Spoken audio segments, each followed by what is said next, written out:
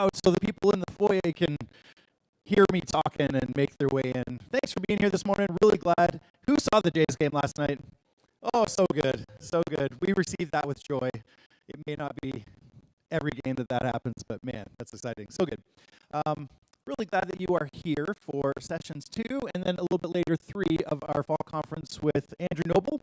I'm going to pray and then we're going to turn it over to him. Is there anything else we need to do before we just kick this thing off and get going? We'll just pray and we'll do it. All right, let's take a minute and pray. God, thank you so much for your great love for us. Thank you for how kind you have been to us.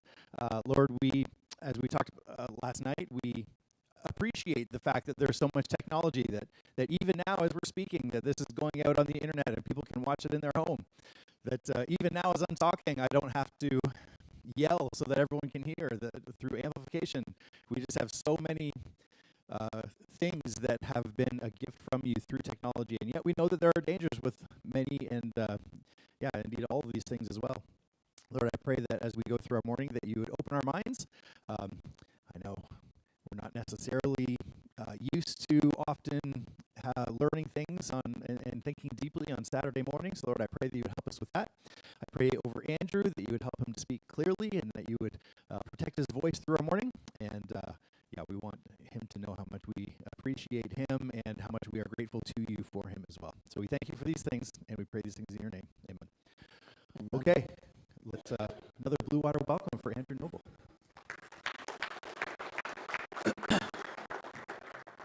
Thank you. So whenever we think about technology, we often think about social media, and so we have to deal with it. But just to get a sense in the room, how many of you currently have a social media account that you visit at least once a month? So it might be way more than that, but at least once a month, just by a show of hands. Okay, so most people here have a social media account. That's fair. How many of you would be willing to admit that you visit it every day, your social media account? Almost the same number of hands. It's quite something, isn't it? How that technology that didn't exist 20 years ago is now a daily, regular practice. One of the things that people talk about in this field of technology and how it affects us, sometimes it's called media ecology, if you want to go more technical, but at the end of the day, the question is, how does it form us? And when Christians think about that, they often use the word liturgy, which is interesting to think about liturgy. Normally you go on a Sunday morning and your church may be liturgical and have certain things that you practice. Maybe you kneel and stand at certain times. I'd say all churches have some kind of liturgy. You're probably used to a certain song, and then something happens in terms of an announcement, and then there's this, and then there's that, and it's a regular ritual, a practice that forms you. Not just in terms of the content, but in terms of how that regular practice makes you think, oh, I'm here to worship God because I'm kneeling in some context, or because we close our eyes to pray. That is a liturgical practice, a kind of habit that forms us. And so some people have talked about digital liturgies. And so that's an interesting way to think about this. In the same way we talked about the shovel yesterday and how it forms us, how do we think about our regular use of the digital changes how we are? And we're going to be talking about social media in particular, and we're going to be talking about Snapchat. I'm going to focus on Snapchat, and I'll tell the reason why. And some people, they only kind of are thinking about, well, is there bad stuff on this app, And that's the content. But we also need to think about the habits, the liturgies, the way in which the regular ritual of using it also forms us. And then we're going to talk about, more positively, virtue. How do we actually form virtue? Now that's a big topic that there could be let there be light. That there could be a lot said on that, and you probably every Sunday talk to some degree about forming in virtue or in your morality, becoming more like Jesus, but I'll touch on that as well. So first, let's talk about Snapchat. How many of you have a Snapchat account? Okay, much fewer, that makes sense. There's not as many teenagers in the room. Snapchat users tend to be young. So in terms of female and male, you can see men and women both, but it's predominantly 18 to 24-year-olds and quite a few in terms of the spread. Now, how many? If there was a teenager on the street, what's the likelihood that they're on Snapchat? Pretty high. A majority of teens use Snapchat. You can see 51% use that, and a bunch of them use it daily. 14% of teens use Snapchat almost constantly, they say. Wow.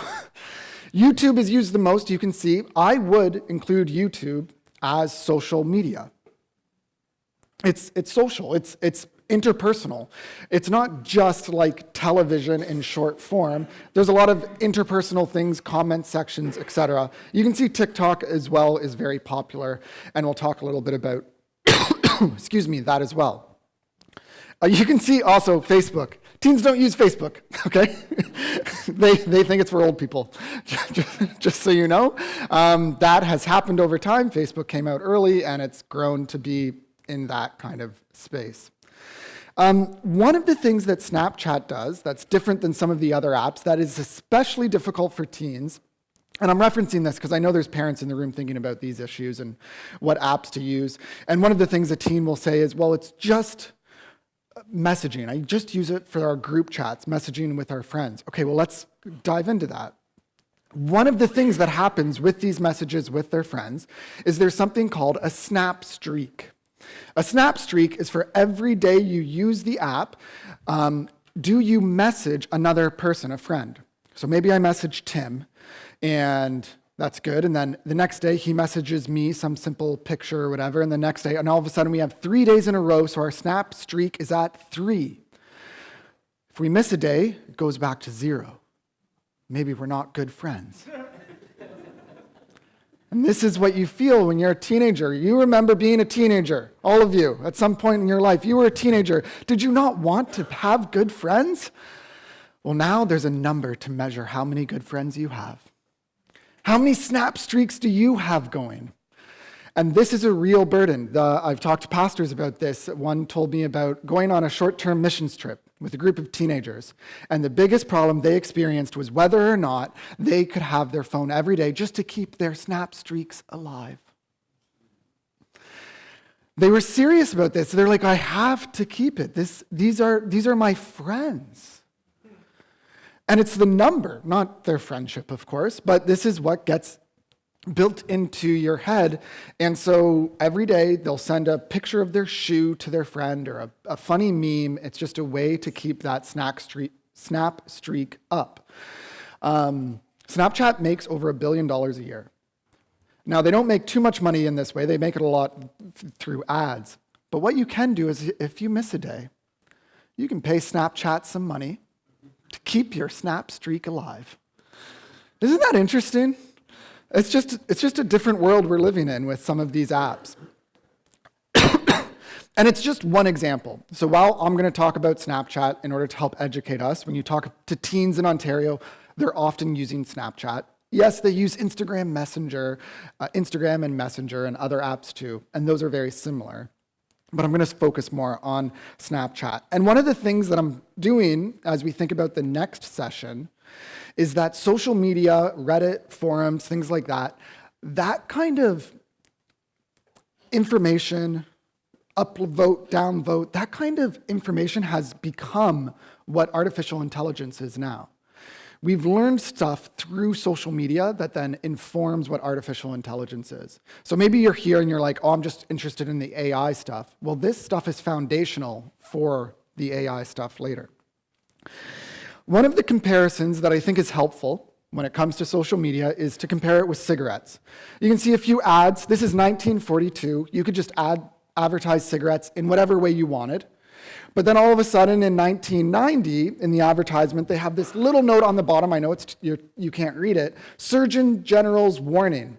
Cigarette smoke contains carbon monoxide. Just a small little label, right? But they're allowed to advertise. Compared to today, where every box of cigarettes has to have like a picture of someone, like this person has a tumor, smoking causes head and neck cancer. And so it's very visual, telling you about the harms because we recognize the harms. We recognize the addiction. We need to go push against this. So if you think about this timeline, cigarettes, their launch somewhere in the early 1900s, historians can correct me, I don't know. Harms learned around 1950. There was a lot of research, even back then, about the harms. But that didn't stop people from using it. And that certainly didn't stop the cigarette companies from advertising it. And eventually, there was a decline and a pushback. And since 1980, we've seen a downward trend in cigarette use. Isn't that interesting? It's possible for there to be a social movement against an addictive substance. Okay? Social media, 2004 is when it was launched, more or less. Harms learned. By 2018, I'd say there was very good research at that point demonstrating harms. At least correlation, maybe not causation. But then we get to this point now, 2024, in the last year or two, we've started to see for the first time a drop in social media use. For the first time. It was just kept going up, average daily use, up, up, up. We're starting to see a small tip down. Now, maybe that's because it's going into artificial intelligence. Who knows? But we are starting to see a pushback. Now, going into artificial intelligence, it was launched just 3 years ago in terms of when we think about these chatbots, are we going to have a similar trend? Time will tell. Oh, sorry. So, sinful content. I'm just going to talk about Snapchat for a bit to give us an update on what even happens when you download Snapchat. Well, you might have Snapchat one day, and then when you visit it a month later, it might be something different. Because Snapchat is always adding new features. Okay? And this is like all of your apps. It's one of the reasons why we need to be careful to feel like we're an expert on what an app does, because it changes. All of these apps now have artificial intelligence baked into it. So that's not true a year or two ago, whereas it is true now. They've added 121 different features since 2011. You can see some of these things that they've added. One of them is like body scanning. What they do is you can use a video on yourself. It scans your body in order to get a sense of where your body is so that it can recreate a digital avatar doing a dance in the same way that your physical body did. So it scans your body. Is that a problem? It's just a silly dance, right? Do you think about some of the privacy things that might come out with that? Do you think about some of the invasiveness of this technology that you're pointing at your own body? This is something that's a feature that wasn't there 5 years ago that is there today. There's 3D mapping, there's spotlight ads, there's My AI just came out a couple years ago. There's always new apps being added within the app. At the very basic level, when you sign into Snapchat, you see your camera automatically turns on and you see yourself. It is an app centered on you. You can't change that setting. That's what happens. You open up the app, it's like, take a picture of yourself. This is selfie time. They first got big with this feature because within 24 hours, all the pictures you would send would be deleted. So unlike Facebook, where you post and it lasts forever, of course, Facebook has given you more abilities to do this kind of stuff now, but they really did take advantage of this, like, oh, be authentic, post yourself, share it with friends, it'll get deleted within 24 hours. Of course, chatting is a big thing. You can see lenses. So one of the things they do is augmented reality. You can point your video camera, your phone at the world, and then click a button to get a fish swimming in that world, and it'll interact with the physical environment on your screen. So it's kind of like a fun thing. There's lots of fun, like gimmicky, that kind of thing. And then there's stories, and you can see here, this is from Snapchat's own page when you look at their site. Stories from friends and the community. So is Snapchat just a messaging app with my friends? What do we mean by community? We mean everyone. We mean celebrities. We mean whoever wants to post. It's no different than TikTok. If your child is saying, I just want Snapchat for the ability to message friends, they are also getting all of TikTok with it, okay? Same with Facebook. When you have Facebook, you have access to the short-form videos that are just like TikTok. Same with Instagram, short-form videos. Same with X or Twitter, short-form videos. All these companies have learned that one of the most addicting things that we have for the human brain is short-form videos. You have AI companies like ChatGPT who want to be altruistic and improve the world. Sure, Sam Altman. You know what they've done in the last couple months? Introduce short-form videos, AI generated, because you know what humans like? Just a little hit of dopamine within 10 seconds, swipe to the next, I still feel in control, I can stop whenever I want. 2 hours later, you're still scrolling. This is the reality for so many kids. Talk to my cousins. They're teenagers. I was like, how often are you on TikTok every day? And they're like, oh, I don't know, maybe 3 hours, 4 hours. And I said, okay, can I just see your phone to see what it actually says? I'm curious. And so I open it up and we look together and it says 5 hours is what she averaged in the last week and her sister averaged 4.5 hours. 4.5 hours to 5 hours every single day. Isn't that wild? They're going to school, they're looking during breaks and during class sometimes. This is why if you're involved in a school in any way, get phones out of schools. I'll talk about that more later, but it's just ridiculous. The evidence in favor of that is wild. But they're not just looking at videos and just texting friends. They're getting caught up in this dopamine loop of what's the next video, and then sometimes it's stuff that's really disturbing. So this is what Snapchat themselves advertises. One of the things that they say, phone swap, I don't think I was supposed to see that. Like, this is what Snapchat themselves advertises as what you might see when you're looking at stories. You might see this blurred out woman in her bra or whatever. That's what Snapchat themselves is portraying. All of these apps, I need to be honest with you guys, all of these apps are as close to porn as you can be without it being actual porn, okay? It's just sad. And it's encouraged. Because remember, every time you open the app, you have a selfie camera on you.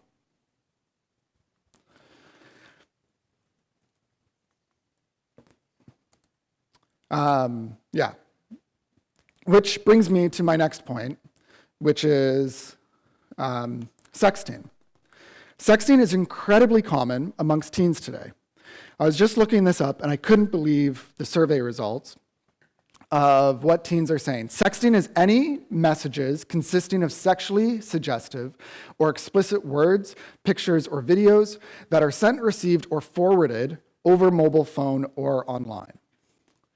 Based on data collected in the last 5 years, approximately 1 in 5 youth send sexts, 1 in 3 receive them, and 1 in 7 forward them to someone else without consent.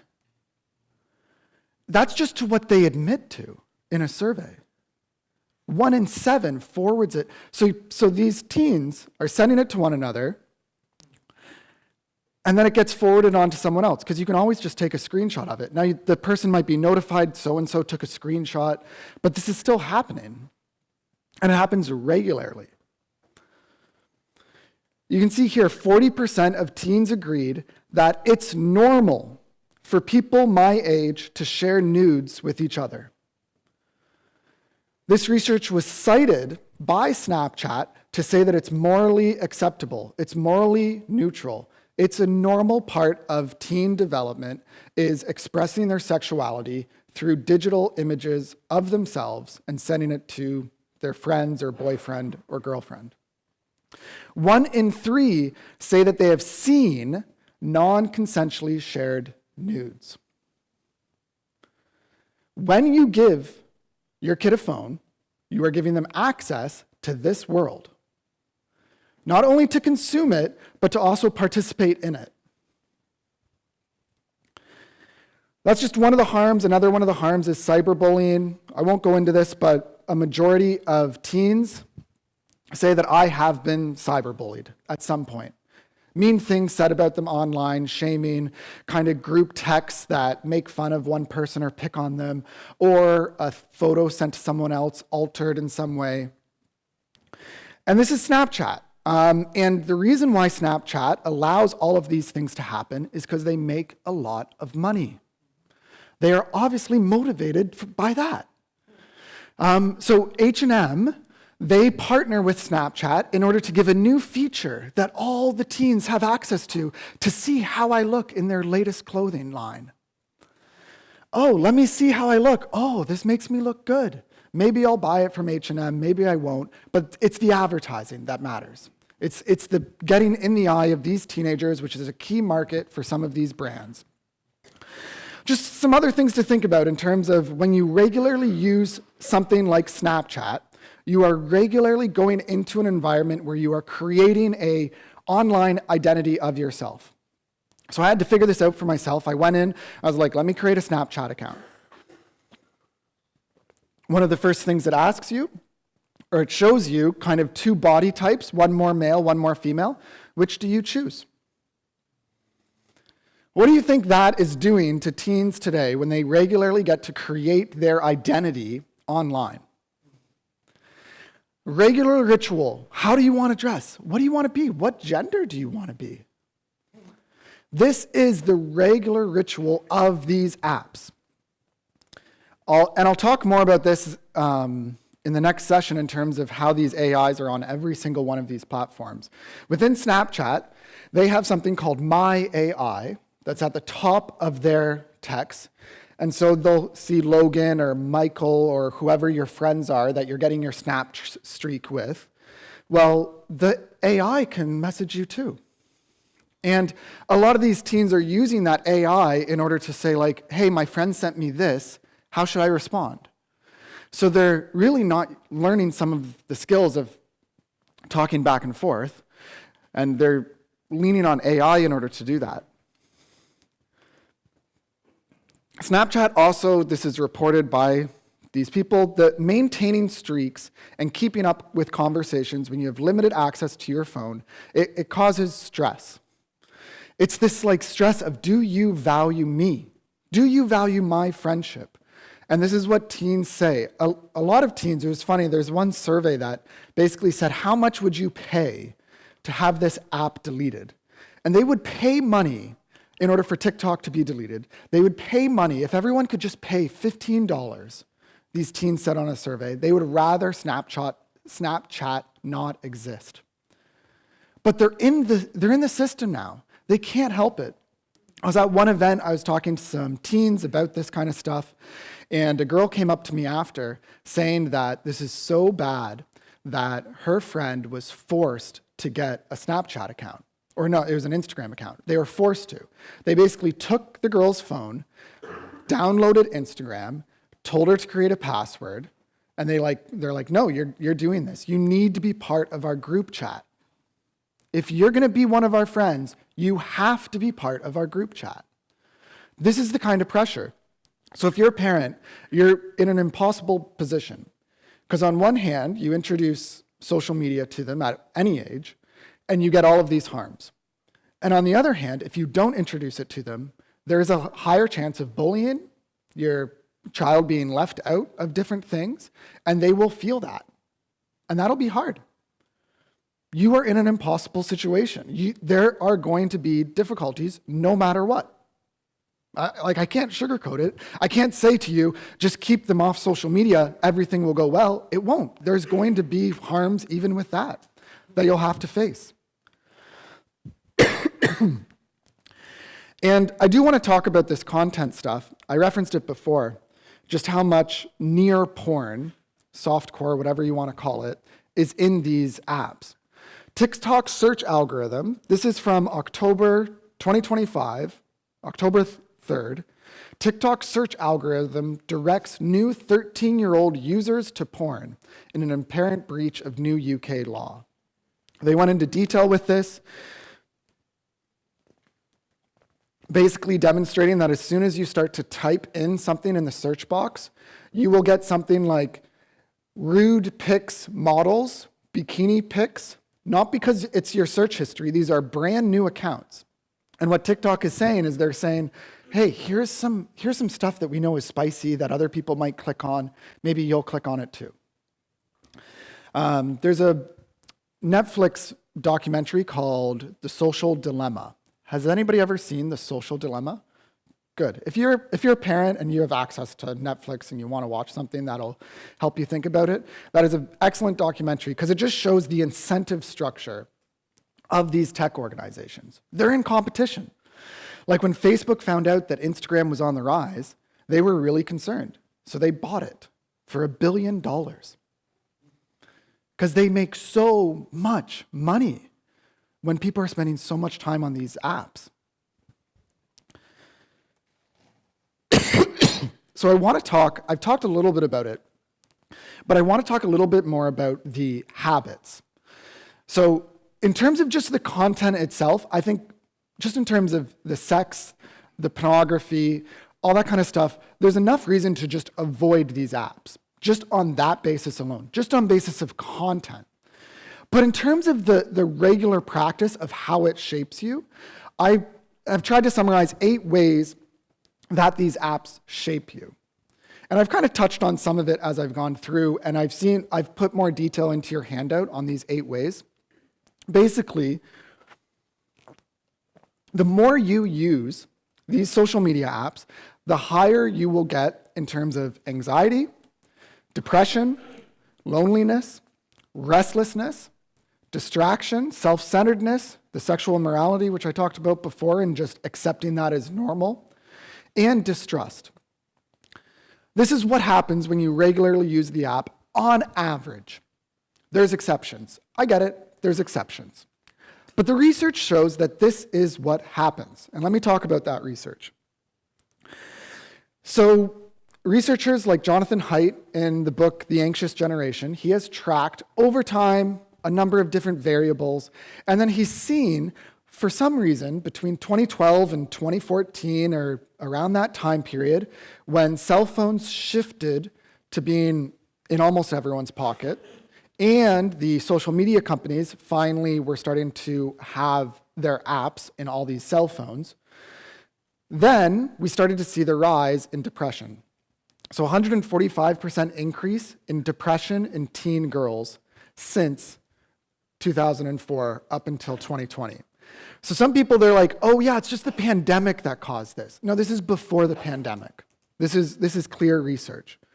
This definitely hits women more than men, it seems. Younger teen girls more than men in terms of this visually, social media, the anxiety associated with that, the depression associated with that.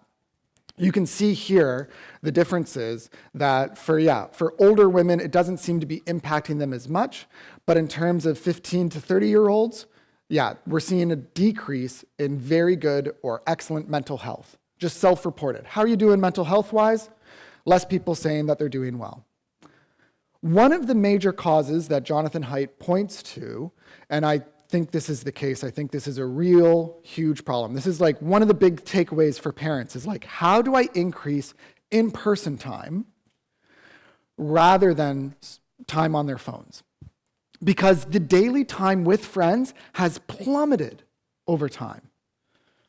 The amount of time that a teenager goes over to their friend's house has dropped significantly, because why go over when we can just send a message to each other? And this is a problem because there are things that happen face to face, as we learned last night. John talks about it, right? I have a lot to say to you. I'd much rather talk to you face to face. Teens need to go through the awkwardness of talking with other teens. It's part of growing emotionally. All of us can chit-chat and mingle a little bit. Sometimes it's awkward. Sometimes, after the church service, it's like, oh, who am I going to talk to? It's a little bit awkward, but you grow the ability to interact with other human beings, right? That's becoming more and more of a challenge if you're not getting the opportunity to do that. And I tell teens when I meet with them, I go to my Christian school that my kids go to, and I talk to the grade 6 students about this. It's like, you need to have awkwardness with your friends. That's part of friendship, okay? Where nobody says anything for a while. That's normal. Where you don't know what to do. That's normal. Where you're kind of going along with what they're doing because you're just going along with it, and you don't know if it's really fun or not. That's normal. Part of being a kid, being a child, being a teen is just kind of doing weird stuff and having fun. And what I would say is this: the harms associated with social media and having a phone Like think of 13-year-old teen girl, or yeah, a 13-year-old teen, regardless of gender. Would I rather give them a phone that they have access to the internet and these apps, or would I rather drive them 2 hours away into the forest and give them a machete and come back a day later? I'd rather give them the machete. I'd rather set them out on a farm in the middle of nowhere and let them figure it out for themselves and come back a day later, because that's less harmful than a phone in their pocket. The big takeaway that Jonathan Haidt summarizes in his book, according to the research, is that we have underprotected kids online, we have overprotected them in person. There is a babying that has happened in our generations. It happened, our parents kind of did it. I think there's like a baby boomer echo that when you grew up out of the baby boom, you didn't really have the same challenges that your parents did during wartime. And you just kind of were raised in this culture of we just need to make it more safe. So I was raised in that culture. I'm 36 years old. And now we're just kind of going more and more into that safetyism. And we're like, well, we got to block this out. Like we made a lot of mistakes in the 80s and 90s, guys, when it came to parenting. We said, don't eat peanut butter until you're older. Ooh, it might be dangerous for you. Well, now the research shows that that was a mistake. That actually you're supposed to introduce some peanut butter early on, and that will actually help your immune system, your body, like understand, oh, this is a different kind of substance. Give it early on so that you don't get allergic to it. We've recently seen in recent years, now that people are starting to give peanut butter to their kids, the amount of allergies to peanut butter going down. Because guess what? You're supposed to expose your kids to harm. Not to dangerous extent. I'm not saying give your 2-year-old a machete, okay, guys? But do hear me out on this. We need teens to be a little bit more dangerous than they are right now. You can celebrate some of the drops that we've seen in getting drunk and drinking alcohol in teenagers. That is going down. Having premarital sex, that's going down. Basically, any kind of activity that's a little bit dangerous and a little bit social in person, that's going down. They're just not doing very much. They're not partying. They're not hanging out. They're not doing foolish things. My dad has a story. I haven't asked him if it's okay to share this, but I think he'd laugh if I shared it. Because it was in the newspaper when he went to the University of Waterloo, he went streaking, okay? I'm not saying that that's a good idea, but that is like an absolutely unimaginable thing to do today, right? Streaking. I'm not saying we should. No, that's a bad idea. But in general, there was harmful, dangerous things that people used to do before that now with the safetyism, we're just is it safe to do that? Can I really go to that? We don't even let our kids walk to school on their own. That's been a huge shift in our culture. We just used to let a 9-year-old go to and from school. And now we're like, oh no, what if they have to cross the road? What's wrong with us? Okay. Evenings out for fun, plummeting. Grade 12, grade 8, they don't go out during the week. Friendships are dropping as well. And one of the things that I want to say is that grown-ups, adults like us, we're not immune to the effects of social media, okay? So whenever I talk about all these things, about anxiety, depression, and then we think about it ourselves, and if we're just honest with ourselves, is being on Facebook every day improving my quality of life or diminishing it? And is it causing me more anxiety as I think about what to say to my uncle who has a different political position than me? Probably be easier over a dinner table, rather it there. Is my depression increasing or decreasing as a result of being on Facebook? When I post something and it doesn't get as many likes as the last post I gave. And we just need to be honest with ourselves. One of the things that we're seeing across society is drops in things like intelligence. Average scores on assessments across domains in high-income countries, teen and adult scores used at different scales, We're seeing a drop in performance in reasoning and problem solving. Is it because we're spending too much time scrolling? Probably. There's a recent actress who talked about how more and more television and dramas and things, movies even, they're having to simplify the plot because of something called second screen viewing. Do you know about this? Second screen viewing. Basically, they've noticed that more and more now, in addition to watching a movie, people are on their phone scrolling. And so they can't have complex plot. They have to simplify it. They have to explain the dialogue just in case someone's not looking at the screen, to see the emotion. They better have the actress say, "Oh, I'm feeling really sad about how Joey passed away," or whatever. They're having to change the way movies are made, dumbing them down because we're all distracted. There's been a huge decline of reading. So you can see percent of teenagers who read in their leisure time, hardly ever, almost every day. You can see the drop, you can see the increase. One of the most countercultural things you can do these days is read a book. These are a share of adults who struggle to process information. So you can see this across various countries when it comes to numeracy and literacy. Adults are struggling to think. Sometimes it's like, oh man, my head's just crowded. Well, maybe that's because you're filling your in-between time with scrolling. There was recently, he's like a Harvard psychologist, and he used a bunch of big words that I didn't understand, but I understood the concept that essentially when your brain is not doing anything, it enters into a different kind of mode. Let's call it boredom mode. And in boredom mode, you have to figure out what you're going to think about. And your mind might kind of go to different places. And you might say, oh, I forgot to do the laundry. I need to do that later today, but I can't do it now. Oh, I need to do this. Or, oh yeah, that person said that thing to me a week ago. Oh, should I deal with that? Oh yeah, there's that thing at work. Oh yeah, and your mind just kind of does things. We've all experienced this, where there's no stimulation. You're in boredom mode, and your mind kind of just does stuff. And you can't control it to some degree. You can, but it kind of does stuff.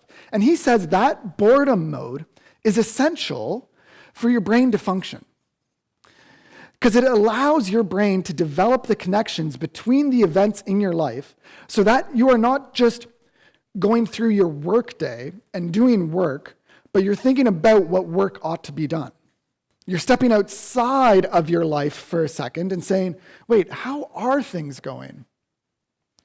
So when the scriptures, like in Romans, says we need to have a renewal of our minds, or when in Psalm 103, it talks about bless the Lord, O my soul. It's like this internal dialogue, right? Bless the Lord, O my soul. It's an internal kind of thought. It's not a prayer. You can't pray to yourself. You pray to God. It is still a prayer in a way because you're talking to God, but you're directing the command to yourself. Oh, my soul, bless the Lord. That's boredom mode. Entering into boredom mode. Where am I at in boredom mode? Oh, I should pray. Hey, Andrew, bless the Lord. You're not going to have those internal thoughts if you're always distracted. If every time you go to the toilet, you're swiping. Guys, should we be distracted to that extent? All of these things are problems that are happening in our age to teenagers, to adults. Let's take a deep breath.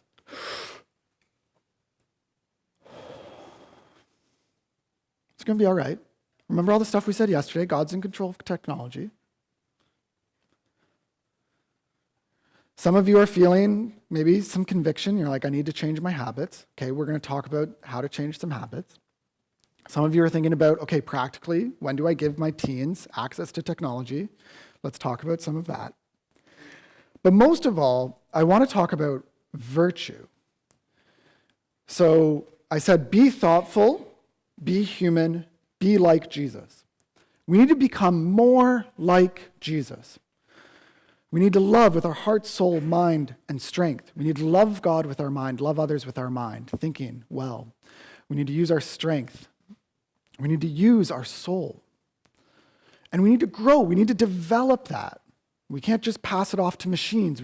All of us, you have improvement to do in this area of virtue. And the best way in Scripture, or one of the best ways of thinking about this, is thinking about the fruit of the Spirit.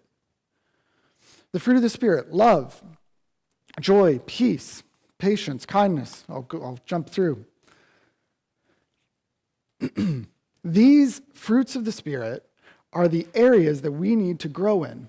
And this is a work of God and a work of us. Work out your salvation with fear and trembling, for it is God who works in you, right? So this is something that God gifts to you. It is so good that God does not leave us alone with our technologies, but enters into our lives through his grace and gives us the virtue we need when we don't have it. Our God is not a spirit of weakness or fear, but of self-control. He is a spirit who gives us self-control.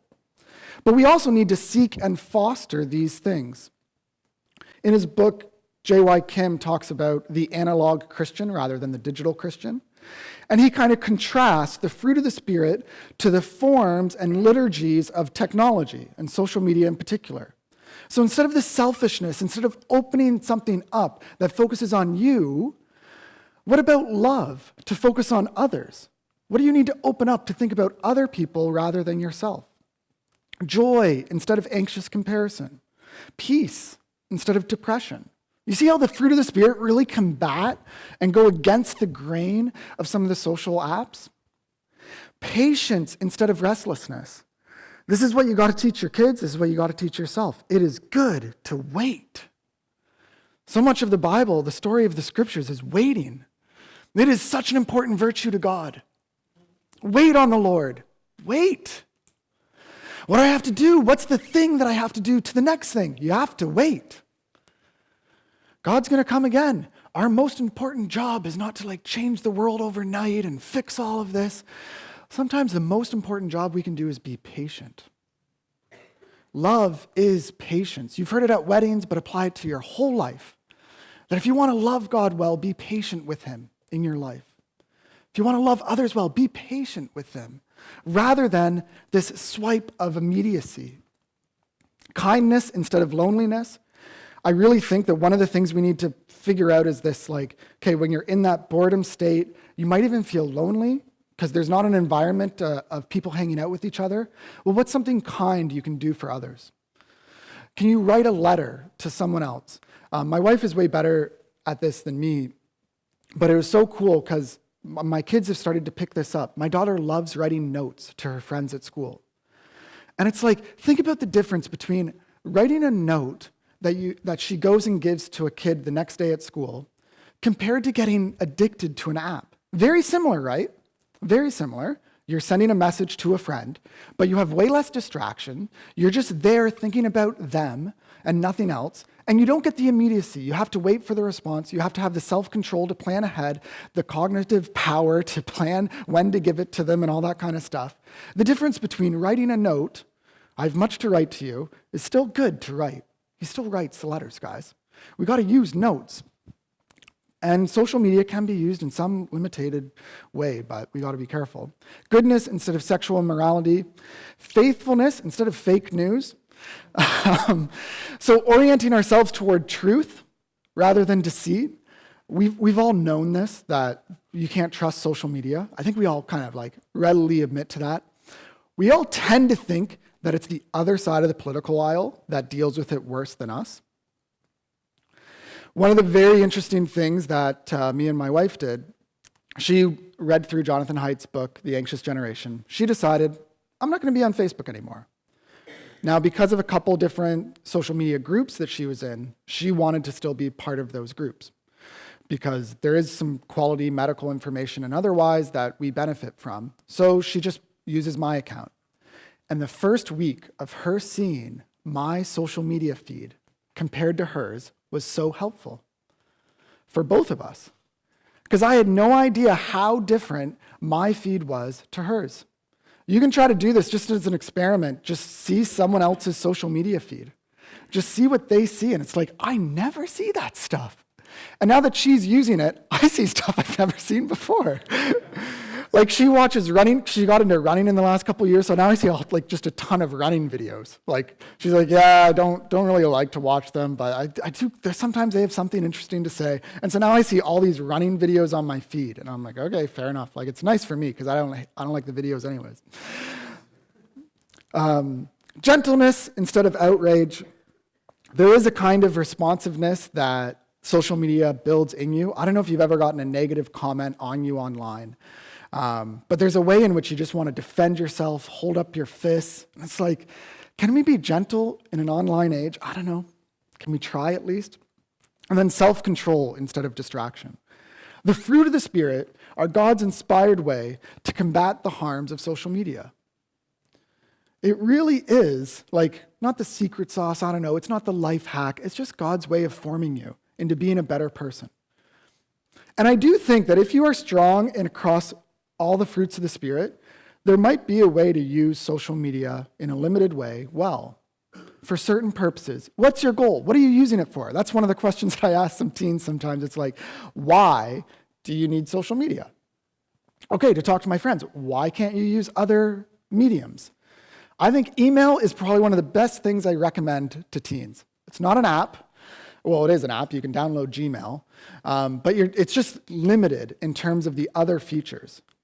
Like even Messenger, it has all this other stuff. Some of these other things, there's a lot of distraction. But this is hard, okay? The great challenge of becoming more like Jesus is hard. There's a sense in which each one of us are individually responsible, but there has to be a community element. Because if all of your friends are on the social apps and you're not, are they accommodating you to still invite you to events without having to be on Facebook, for example? Is your youth group requiring people to sign up to Discord or Facebook in order to get updates on events? That's an example of like, why are we doing that? Or within your friend groups, do you force that kind of thing? I don't know if your church does this or not, so I don't want to step on any toes, but some churches, when it comes to the nursery, and when it comes to like letting people know that their kid needs some help or something like that, they say, oh, don't worry, just give us your cell phone number and we'll send you a message when it's time to come to the nursery. I don't like that.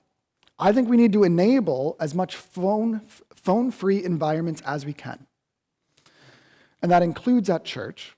There needs to be, yes, we're individually responsible, but there needs to be some collective effort. School boards need to make some stances on this kind of stuff. Christian liberty. Can I say that it's wrong for you to download Snapchat and use it to message your friends? Can I defend that biblically? Well, no. To just download it and then just to send messages to your friends, that is not technically a sin. Now, if you're my son or my daughter, it's wrong in this house. Right? I can make the rules when it comes to that. You're my kids, you got to submit to me. But in terms of this, there is something called Christian liberty. Romans 14 talks about this. This sense in which some people, they think there are certain days where you shouldn't do some things, and other people think that's okay. And Paul's like, yeah, those are secondary issues. You can't divide over that. I don't want there to be a split in your church where there's some people who use social media and everybody says, oh, they're the ones who use social media. Oh. We do have to be cautious and allow some liberty here, some Christian freedom. Paul talks about this, 1 Corinthians 8 through 10. You can read it later on your own. He allows for liberty. Also a challenge is, where are our role models? So one of the things that's incredibly difficult is to know, how do you use these apps well? Because as soon as you start using them a bunch, you'll see bad role models on them, right? And the algorithm will give you those. And also, like, sometimes we just lack role models in real life. We've segmented church participation to age groups so that kids only talk with kids. They go through their thing growing up. Oh, now I'm in this program, now I'm in this program. And they don't really establish relationships with people that are 5 years older than them or 50 years older than them. That's completely different. This is a brand new thing that has only been in the last 100 years. Kids used to get to know grown-ups, and grown-ups used to get to know kids. In my experience, the smaller town you are, the better you get this, because you tend to have larger families, and larger families lead to overlap of different ages. And I think that's really healthy. To see different levels of maturity, it's so helpful. I remember at my kids' daycare realizing that, oh, my son, even though he's my youngest, has learned how to take care of kids that are younger than him because his daycare only has 5 kids in it. And they had babies for a while, and then the different ages. And you just learn things by being around different ages, but sometimes our structures don't allow for that, and it's hard. Unrealistic goals. How many of you, I won't get a raise of hands, have set goals related to social media, and they're just hard to attain? It happens. It's hard. We have a flesh nature. It's hard. The modern necessity of technology. Sometimes you need the app. You need the phone. It's not easy to just go off the grid, because sometimes you need these things for work or for different things like that, and it becomes a challenge. So we should give up. No, we should pray. We should pray. We should pray for the fruit of the Spirit. We should regularly pray to God, ask Him for help to grow in us the virtue we need. And just that act of prayer, that liturgy, I think is more formative in our lives than we realize. It does something to us when we wait on the Lord, when we are patient with Him, when we don't get an immediate response. You can type to ChatGPT and it'll give you an answer immediately, or you can pray to God and just hear silence. And that's good for you. C.S. Lewis is a great writer. He put the idea of virtue formation this way: good and evil both increase at compound interest. That is why the little decisions you and I make every day are of such infinite importance. The smallest good act today is the capture of a strategic point from which a few months later you may be able to go on to victories you never dreamed of. An apparently trivial indulgence in lust or anger today is the loss of a ridge or railway line or bridgehead from which the enemy may launch an attack otherwise impossible. So even though the challenge can feel surmountable, we can pray, and we can make these little decisions every day that helps us toward either becoming more virtuous like Jesus or more like the technology itself. Distracted, aimless, and anxious. So let's talk super practically, and then we'll do Q&A, which might be super practical as well, or wherever you want to go with the Q&A. But social media and AI rules related.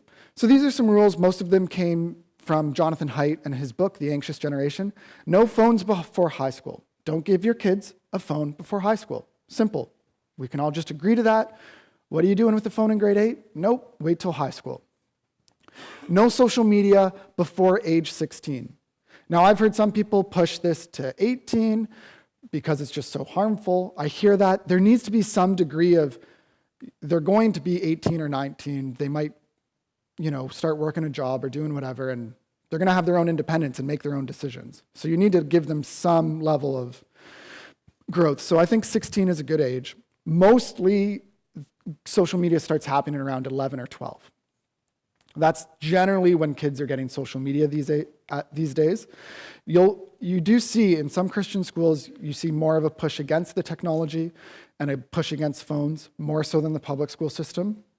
So there's different challenges with different decisions that you make.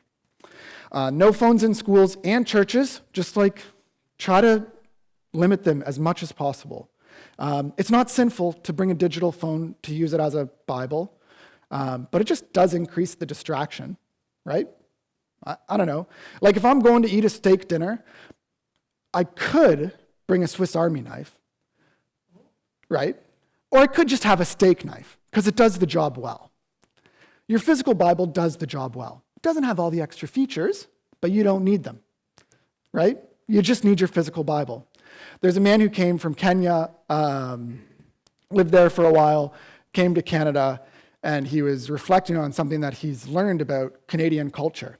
He said, your Bibles are heavy. In Kenya, we would have to go an hour, 2 hours to walk to church. and we would carry our Bibles. But here in Canada, some of you only have to drive 5 minutes, but your Bible's too heavy. You leave it at home. Is your Bible too heavy to bring to church? More independence, free play, and responsibility in the real world. Yes, I'm kind of exaggerating with machete in the wilderness, whatever. I said that at one event, and someone's like, well, don't you realize like some of the things that could happen with a young girl alone in a bus? It's like, I hear you, yes. But we really need to be cautious about the safetyism. We really need to be wary of this overprotection and just let your kids do things. Like my son's 6 years old. I think he's ready for me to just give him $10 and go into a grocery store on his own, buy something, come out, right? Like I should be able to coach him how to do that. I shouldn't have to wait till he's 12 to buy something on his own. So we need to establish more independence. Just give your kids activities. Let them enjoy responsibility. Responsibility can be a good God-given thing, right? Adam and Eve, they got responsibility, a big responsibility, right? They kind of skirted away from it, but we need to enjoy that responsibility and give it to our kids. And then model good habits. This is, especially if you're a parent, like let me just call you out. Like if you're on your phone while you're playing a board game with your kid, like what's going on? Like you really need to establish what that looks like. So for me personally, my kids, I like them to play on their own. That's good, that's healthy. I don't always need to play with them. That doesn't make sense. Like I gotta do my own things. And sometimes, yeah, I am gonna go on Twitter. I follow good Christian theologians, good people who think about AI, and I'm gonna use Twitter because it's less image-based. It's been less distracting, less sinful for me, frankly, than all the other apps. So I'm going to use that, and I'm going to sit in the kitchen, and that's where I'll scroll. And my son will sometimes come up to me and say, like, hey, Dad, like, blah, blah, blah. And I'll say, just a second, I'm reading something. I will gladly take that time and be intentional. This is time that I'm using for this purpose. I don't have to be embarrassed about it. That's okay. But then when I'm with him, I'm with him. And when I'm not with him, I'm not with him. Right? Having those clear distinctions, and I try to do that physically, so that when I'm in the kitchen sitting there at that counter, that's a spot that's acceptable. Now you might be hearing this and you're like, based on all you said, like, you shouldn't be on Twitter. Come on, Andrew. And it's like, okay, I hear you. Like, I think I got enough virtue to use that app well. If it was TikTok, I'd be like, I agree, I need to get off TikTok. But that's why I'm not on TikTok, because it's just bad for me. Okay, a few more tactics, things to think about. No phones in bedrooms. Like, you find a different alarm clock. We figured out how to wake up long before we had phones, guys. It's really possible. Buy a rooster, I don't know. I plug my phone at the end of my room, and then eventually I go to bed. I keep it separate from my bedside. No phones during meals. Now, this is something that even as a kid I found weird when like a phone call would come in and then we would like basically break the time that we always had as a family because a phone call seemed to take precedent or whatever. Now, that's up to you. Make your own family rules, but it shouldn't be on the table, okay? That is distracting. It is rude, period. No phones in schools or churches. Paper Bibles only would be my recommendation, but it's not, again, that's not a sin to bring a phone and use it as a Bible. That's fine. Limit notifications. So you can do this. Do you really need to be notified whenever you get an email? No. Come on, guys. Like, are your emails really that important? Maybe for your job you have exceptions, but some of you get the default settings and you leave them there when you really could be turning them to low. Like, I don't get any notifications from Twitter. I need to log into it in order to see if someone responded to my post or whatever, because it's too distracting. I don't need to know if someone said something. Maybe I went viral. Maybe I didn't. Who cares? It's Twitter, right? I want to be present where I am, and limiting notifications can go to that. Device-free family time. You can set this up however you want in your home. It's often a recommendation. Screen time limits. There are limited benefits to screen time limits. They do tend to be, like if you just do a screen time limit, you can just click off of it and then continue using it, right? So it might not be the best way, but we'll get to a couple other things on the next page. Parental control software. I used to believe in this more, but the more I learn about it, the more I'm kind of cautious about relying on this because there's always workarounds. And as much as I like to believe these tech guys that are like, oh, we built it so that there's no workarounds for the most part, the kids always find a way to use it. Part of the problem is that within apps, you can click on something to open up an internet browser within that app. So it might be an app that's allowed, like WhatsApp. You're like, WhatsApp is mostly just a messaging app. It has some other stuff too, but mostly just a messaging app. It has AI access. Anyways, it's mostly just a messaging app. You click on a link, all of a sudden you're in a new browser. That doesn't get scanned or tracked by a lot of parental software because it's within the app. And it's one of the ways that kids can work around the parental control stuff. So yeah, there could be some benefits to it. It might be helpful. And frankly, like when my kids are teenagers, I might use it. There are over-the-shoulder kind of parental technologies where you basically see what your kids are looking at. It takes a screenshot every few hours so that you have, at the end of a week, okay, here are some of the things that I've seen them do on their phone. Grayscale, this is kind of a fun one, but you don't have to do it because it's not that effective either. You can change your phone to be on grayscale. So it's just black and white. And just as an experiment, try to do it for a week. See if you can do it for a week. See what happens. You'll be surprised how less addictive your eyeballs are from a screen when it's only in black and white. So you can try it. Read a book. Just read a book. Just read any book, okay? Try to read books, guys. You could read a book. I'll have some recommendations after. Just read books. Honestly, the practice and discipline and self-control of reading a book, how many of you struggle to read a book now compared to 10, 20 years ago? Like, this is a real thing. You just got to have the habit. I struggle with this. I'm doing a PhD. I'm supposed to read a lot of books. I still struggle with it, right? It's a problem. Okay, a few more tactics, things to think about. Remove social media apps from phones. Like, let's say you say, oh, I still need Facebook for this. Do you need it on your phone, though? Does it have to be there? I've struggled with this. Basically, I'll take a month at a time where I'll remove all the apps from my phone and just use it on my computer. I also sometimes I'll take a month just completely off from social media. You can figure out different fasts or breaks in order to just correct your habits and like, wait a second, am I relying on this too much? Is this too much of an addiction? But just removing the apps from your phone can help a ton. Share accounts. I talked about the story with my wife already. By sharing accounts, it can kind of allow for a degree of accountability. A couple guys in my life have access to my YouTube account so that they just can see my history and see how I'm using YouTube in detail. Turn off autoplay. So this is it's a feature that normally comes up on any of these things where you scroll and you see a video, it'll automatically start playing. You can turn a feature like that off. Train your algorithms. Review and limit who you follow, unfollow, mute, click I don't like this. You can do that, and that can help a lot.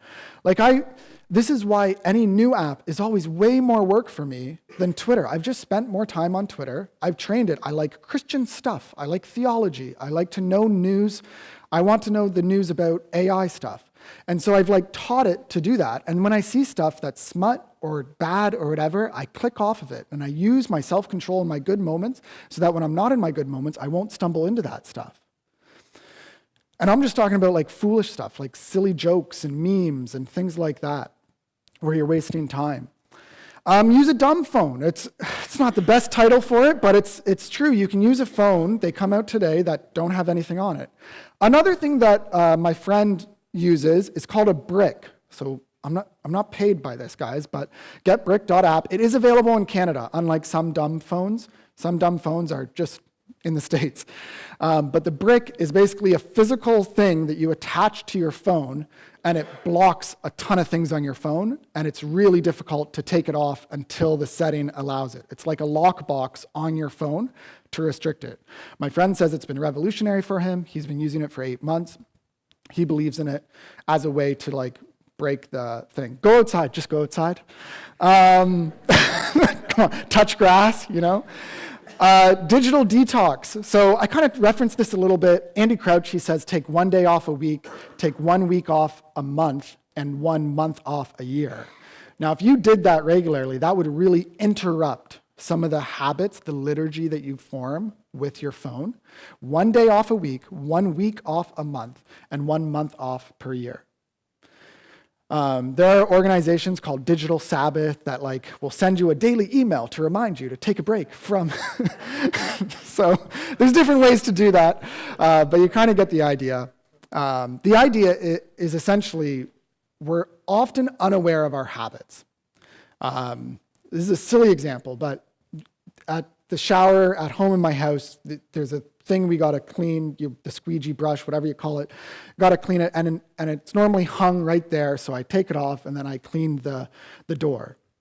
Well, all of a sudden that broke, and it was on the ground. And for almost 2 weeks straight, after I was done my shower, oh, it's on the floor.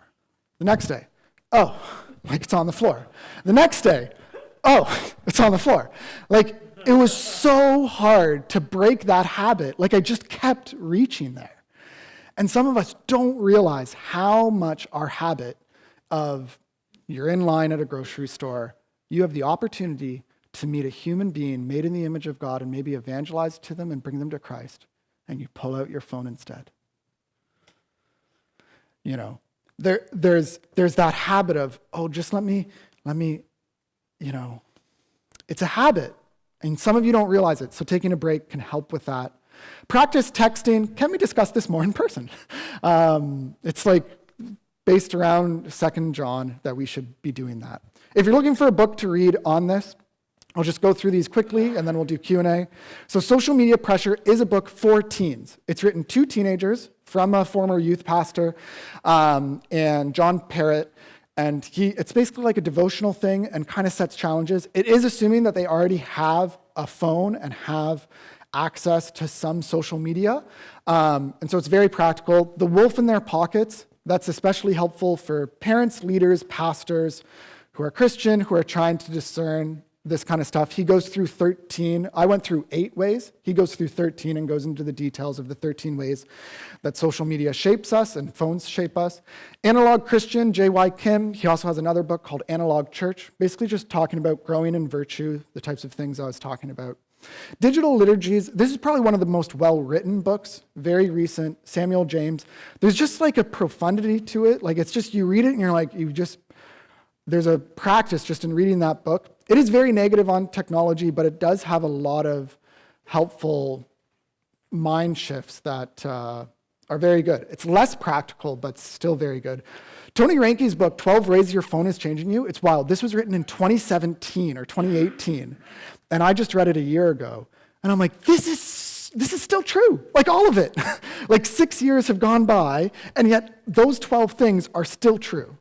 Which is just wild. He also has a longer book called God, Technology, and the Christian Life. I'll be teaching a course at Heritage College and Seminary next semester on technology, and that's going to be one of the textbooks because it gives a good biblical theology of technology. If you liked last night's talk and you're like, I just want more Bible, more of what God's perspective is on technology, this is a good 250-page book for you to really go through all the texts of Scripture that talk about tech.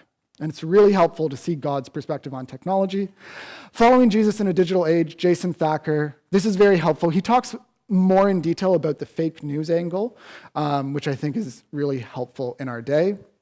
I referenced The Social Dilemma before. If you have teenagers who are like in your home or even in your youth group, you could watch The Social Dilemma together with them and then talk about it after. Bo Burnham's Inside is another one that's like a profound video experience of just you're there and you're like, oh yeah, he's describing how we're just kind of trapped in our screens. And he produced this video by himself during the pandemic, but the visual quality of it, even though he was stuck in a room, is just really good. Okay, so that's a lot of stuff. We're gonna have about 10, maybe we'll do 10 minutes for questions so that we have a good 15-minute break. So yeah, let's do questions. Very good, very good. Okay, I have so many thoughts. This probably doesn't surprise anybody. Let's start with this question. I have seen that it's a new thing, maybe not new, I'm not sure, but people carry around a silicone clear like thing the same shape as your phone. So it's not your phone, you're just carrying it around because it feels like your phone. I have mixed feelings about how, that as a solution. What are your thoughts about something like that? Honestly, I'm in favor of any solution that helps you break the digital addiction. So if that's going to be a thing that helps, even if it's not the most healthy, then I'm actually like, do it. Like, I don't know. It's like the Indiana Jones. Is it the same weight? Like, I don't know. There's something kind of gimmicky to it. I haven't seen that much, but it's interesting. I don't know. Obviously, there's like negatives to it, but I think sometimes we overestimate our godliness. So we're like, I'm gonna only use social media for good reasons. I'm only gonna do this. I'm never gonna go on this website. I'm never gonna post in an angry way. I'm never gonna doom scroll. And then you do it, and then you make this thing again. It's like, what's your plan? So if you can just start with making a bit of a plan, establishing some accountability, that goes a long way. And if it's using a brick in your pocket, I don't know. It'd be interesting how often you pull it out to like look at it, right? Yeah.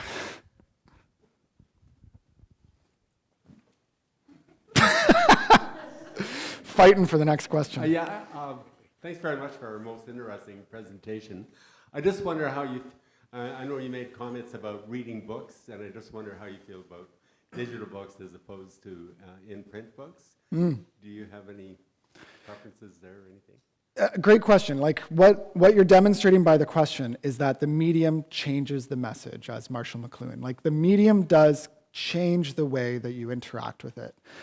So the audio experience is going to be different than reading it. You're going to understand the book in a different way. But that's not to say that it's negative. It has its trade-offs. So I use a lot of audiobooks. I have a lot of dishes and laundry to do in my day-to-day life. And so I use a lot of audiobooks, and I find it helpful. It's harder to reference it sometimes, the concepts, because you don't have the sense of where you are in the book. That a physical book really allows for that context and that sense of structure. So you almost need to, like I went through a very long book on audio, because it's cheaper to buy the physical book sometimes compared to the audio. And I just took a lot of notes, and I had to write down some of my thoughts throughout. Well, I wasn't really thinking so much about audiobooks, but just on screen, reading books. Oh, yeah, digital on screen. Yeah, that's also another one. So on screen, I get distracted too much when I try to read Kindle on my phone. I tried to do it, but I just end up being interested in Twitter, where you get that quick insight. Books develop something deeper as they build a point. So it depends. If you can do it well, maybe do it well. I use a Kindle, and I benefit from that. Again, it's a price thing. Like sometimes books, they're going to be $10 on Kindle or $60 as a physical book. And I don't know, there's not a lot of money in podcasting. So I like to save money where I can. And so that's what I do. But there has been research done by Marilyn Wolfe on the differences between screen reading and physical book reading.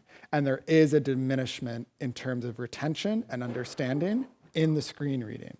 And she theorizes that's because of the context that gives clues.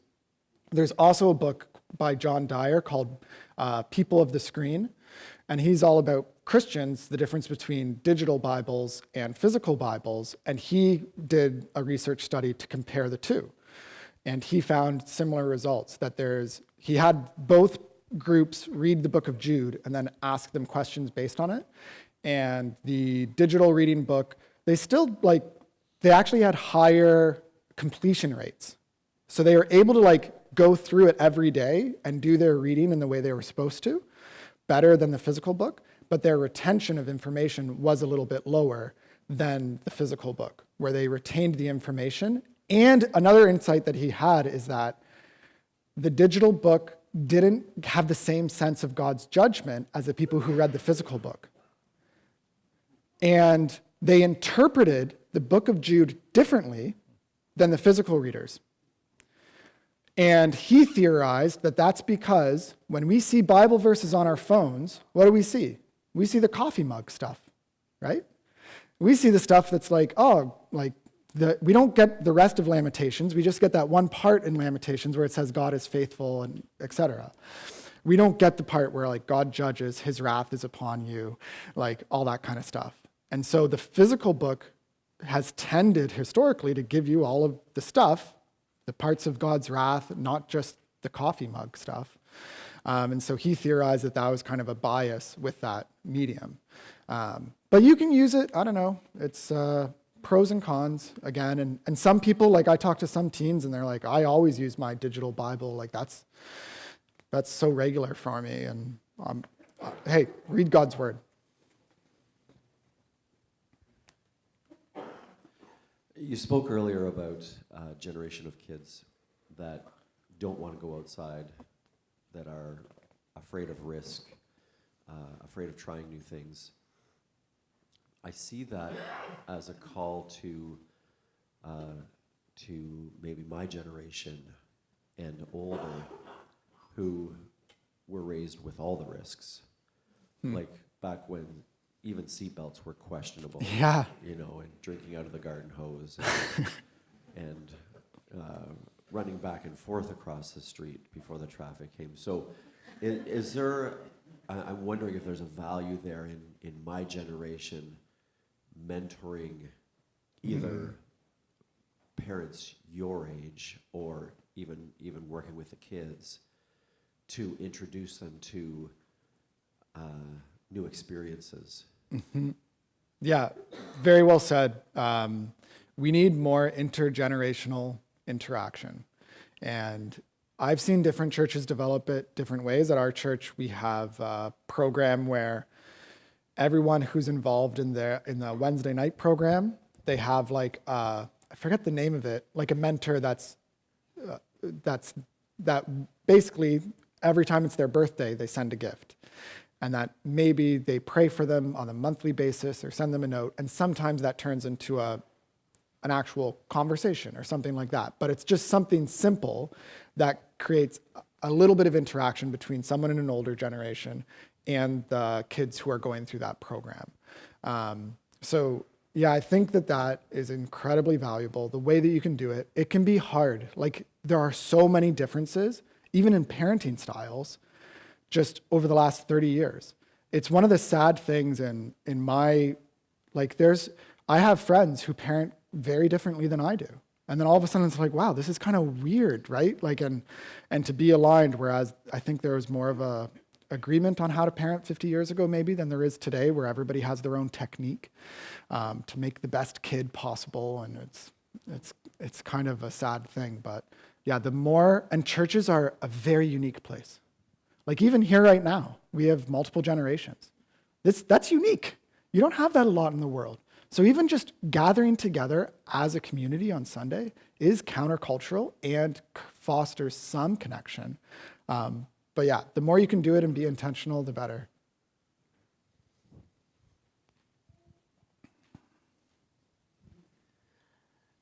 I know you've been concentrating more on teenagers and social media, but being a fresh grandpa, I have a question. It's maybe a bit off topic, but I'm still going to ask you. Yeah. What are your thoughts about young parents posting their baby pictures on their social media? So again, Christian freedom. So can I say that it's absolutely sinful to post a picture of your baby on social media? No. This is a matter of conscience that Christians can disagree on. Personally, I don't do it. I don't post pictures of my kids online. I'm even thinking about the fact that, I have as my background display picture this one picture of my son, but he's looking the other way, so that's fine. But I did show pictures of my kids earlier that will be on the stream now, but that's probably okay, because not a lot of people are going to like photos. But I'm pretty intentional about not trying to distribute pictures of my kids. One of the things you got to think about is we live in a day today where you can take my image that is on the internet and you can put a Wes Huff body on it and you can have it do a whole bunch of stuff with AI. So that's just a joking thing, but there are apps made for this. They're called Pornify apps, where you take whatever picture you want and then you create pornography with whatever face you want on some porn actor's body and doing whatever acts. That's a real thing that exists today and will only grow in use. So the more pictures you have online of your kids, the higher chance there is for that to be possible. So that's like one reason why I'm like, even though the likelihood of that is probably very low, I just don't want to go through that. And I just don't think there's a healthy habit in it of using your kids to get affirmation. There's a way in which you could do it well, and my sister-in-law, she uses Instagram, and she does it in a very godly way. I think she does it well with her teenagers. But yeah, personally, I see more harm than good in it, and I see it as a weird thing to, when the teen finds out, oh wait, there's a bunch of pictures of me already online, I see it as a gift to my kids that I'm going to tell them one day, hey, by the way, if you want to do something on the internet, you will be the first to do it. There are not pictures of you online. That will be up to you. You have control over that. And I want you to use wisdom in doing that. Here are the reasons why. So. Yeah, because one of my thoughts are, you can't ask your 2-month-old baby, can I get your permission to post your picture Correct. online? So there is also this level of, why are you doing this? It's a person that you do something on her behalf without asking her. Yep, totally. Agreed. It's not to say that it's wrong, though, but maybe we'll do 3 more questions, and then we'll go to break.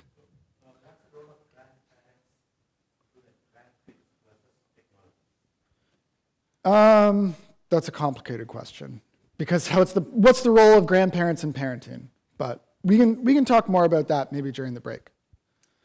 Yeah, can you give a word of encouragement to parents of teenagers during this time?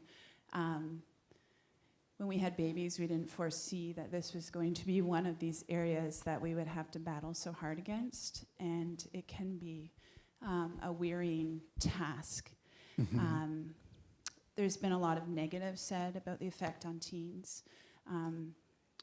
But we also know that our teens are part of this generation that the Lord is working through. And can you give a word of hope to any parent in the room who either is filled with regret over what they may or may not have done when it comes to social media in their teens, maybe between the age of 14 and 18, and also just a word of hope of what the Lord can do through these teenagers who this is their very real reality day to day. Yeah, thanks for asking that. So, like I said before, you're kind of stuck. It's very difficult because no matter what you do, there's negatives regardless. And so, yeah, I guess it's one thing is just admitting that it is hard, that you're in a circumstance where there are a lot of pressures and unknown factors that in the last 5 years, we've gotten more and more evidence on this that we didn't have 5 years ago. And so I always say, we got to give grace to the parents, who, if your kids are 10 and under right now, you have a huge opportunity because we have the data. Like I shared with cigarettes before, people used to think that was good for your health for a time. And social media really didn't seem that bad right away. And so, yeah, it can be deceptive. And when you've used it in one way and you don't realize the harms, so that's okay. The other thing I'll say is that the only good, perfect parent is God our Father. You will not be a perfect parent. And that's very hopeful because God has always been saving people and growing people into virtuous men and women, even though there's been a ton of bad parents. So remember that your flaws are part of your reality this side of heaven. You can apologize to your kids and say, hey, we made mistakes. We let you use this for too long. We're going to change it, and we're going to say you can only use it in the family room now. We're not going to allow it in the bedrooms. I know that you're probably using it for good things, and I don't mean to distrust you, and this is hard, and I just need to apologize. I made a mistake. And you can have those difficult conversations. The thing that matters more than your stance on social media and your factors is how well you love them overall, your relationship with them, how you point them to Jesus, how you model Christ-likeness to them. And so even though this is a factor that you might feel shame for today, know that it's not everything, and know that God can use frail people to raise godly men and women. So yeah. That's what I would say, but it's hard. Couple more questions. You said sometimes being bored is actually a good thing. So do you think it's bad for someone to be like listening to music constantly throughout the day? Like working out or running or washing the dishes? Is it bad to constantly be listening to music throughout the day? Are you trying to convict me right now? Or are you? This is absolutely something I struggle with. Because I listen to music while I do work, while I read. I find it actually helps me focus because it like gets me more in a zone. I don't listen to music with lyrics in it. But I do try to regularly have times where I don't have any audio on. I do try to do that every day. But it is difficult. I've noticed a bad habit in myself that when I make myself lunch at home, when the kids are at school or whatever, I'll make myself lunch and I get into this liturgy of, oh, now it's YouTube time while I eat lunch. And like I noticed that because I was really enjoying a book that I was listening to, and then I was like, why am I stopping the book for the phone? So I do think it's unhealthy. I do think it's a bad habit. One of the things I try to do is a silent retreat where I have like just times of silence. You can do it on drives where you're just doing silence. Sometimes I do try to do this where I literally will just sit in a chair and I'll not, whatever. Or if my kids are playing, instead of going to another room to go on my phone, I'll just sit and play with them, or just sit and chill and let them do whatever they're doing, and I'll just think. One of the things that I've realized is that I'm not as good as a writer when I try to write something unless I have good thinking time first. This is an ongoing thing, and so you're convicting me about this, even asking the question, because the ongoing stimulation is not good for you, and it's good to be bored.